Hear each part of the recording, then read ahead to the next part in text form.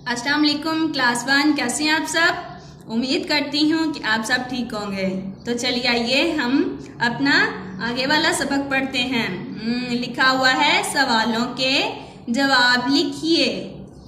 ये कितने हैं? तो आपने बताना है ये कितने हैं। तो ये क्या है? पेंसिल। क्या है? पेंसिल। लिखा हुआ है ये एक पेंसिल है। तो नीचे है ये क्या है? मोजे। क्या है? मोजे। ये डैश डैश हैं। हमने पहले इनको गिनना है कितने हैं। 1 2। तो इधर क्या लिखेंगे? 2। ये 2 मोजे हैं। ठीक है।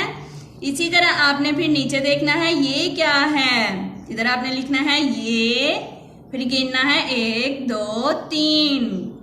3। ये फिर क्या है? मुर्गे।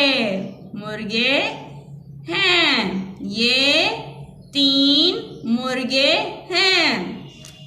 इसी तरह आपने नीचे भी देखना है कितने हैं। पहले आपने देखना है कितने हैं, गिनने हैं। गिनने के बाद आपने देखना है क्या चीज है, फिर आपने वो लिखना है। जैसे हैं घोड़े।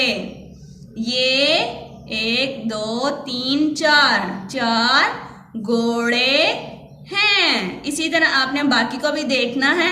देख के फिर आपने बताना है ये कितने हैं और क्या है। ठीक है। आपने ये अपनी पूरी मश्क को बाकी को खुद हल करना है। ठीक है। अल्लाह हाफिज।